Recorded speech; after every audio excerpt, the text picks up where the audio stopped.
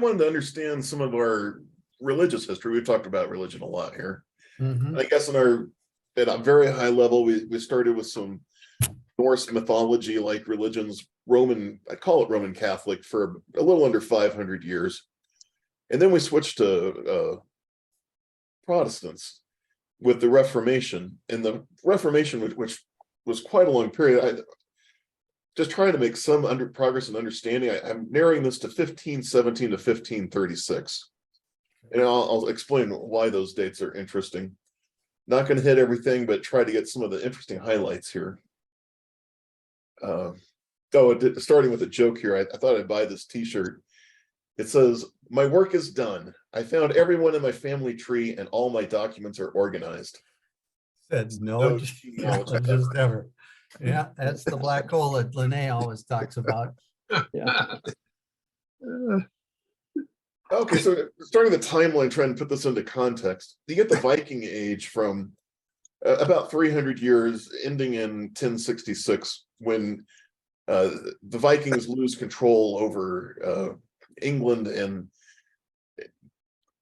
the conversion from Norse mythology to Catholicism was a long time, a gentle process. I don't think anybody died in it. It was just gradually accepted.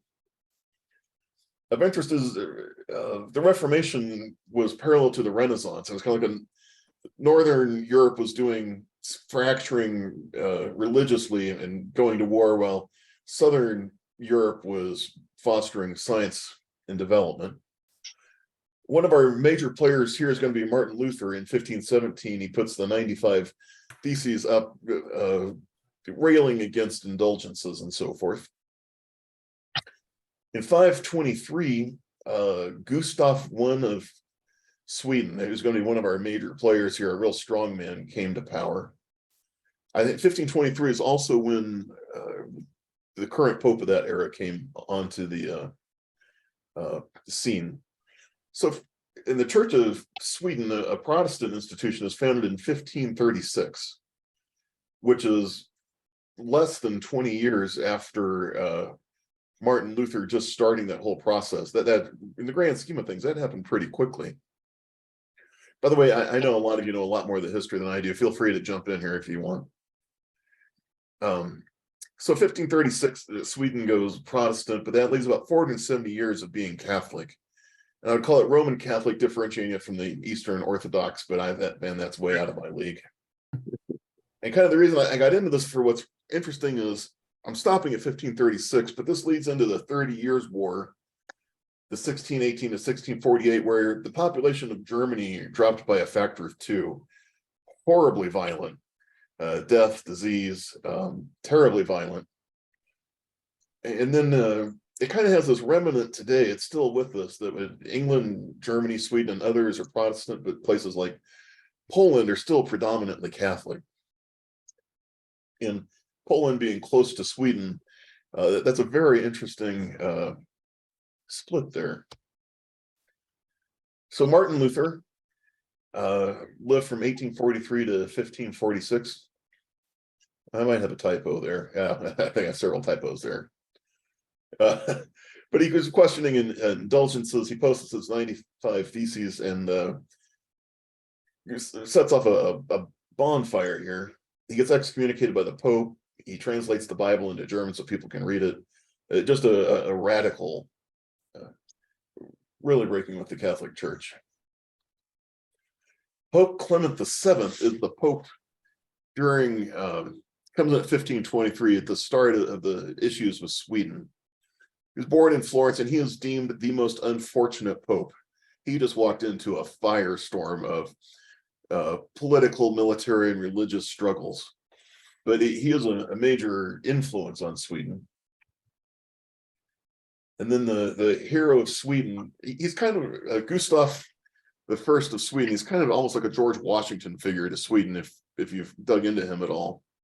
He reigned from 1523 to 1560.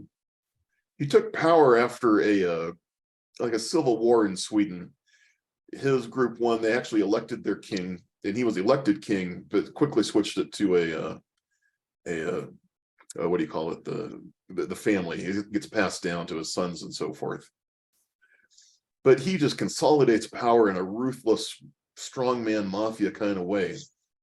And it's interesting when he takes power, five of the main bishops, as I understand it, in Sweden, 4 of those seats are empty, but there's one good Catholic bishop there, this guy named Archbishop Gustav Troll.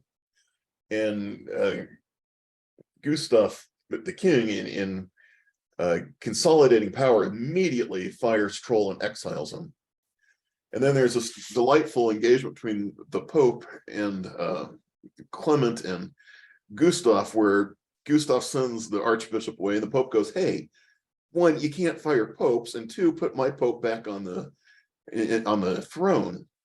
And the king goes, "Yeah, come over here and make me, all the way to Sweden from Rome. That's a little bit of a way. Come over here and make me do it." And the Pope goes, "Nuh-uh," and the king goes, "Nuh-uh, nuh-uh, nuh-uh," and so on. And in the end, king just puts Protestant bishops in place.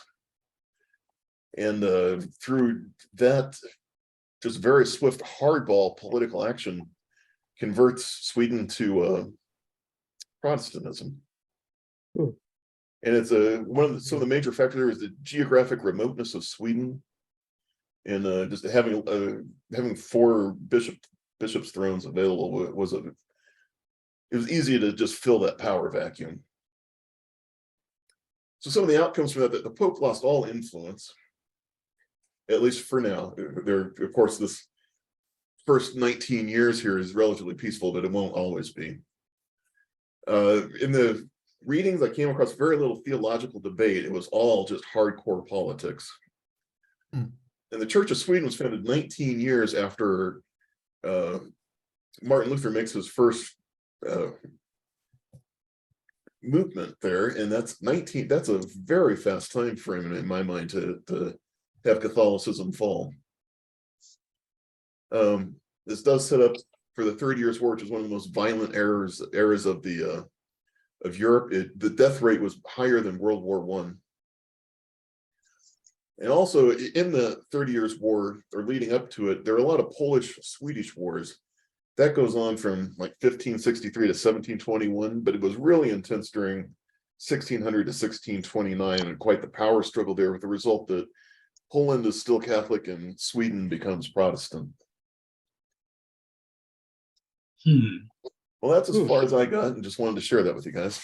Wow, Oh, that's really good. interesting. Yeah, thanks, Jay. Yeah, wow. I was looking at the Calvinism versus Lutheranism. Boy, some of those things they debate are just so esoteric. I can't even begin to understand them. But that was not present here from the theological point of view. It was just hardball. Yeah.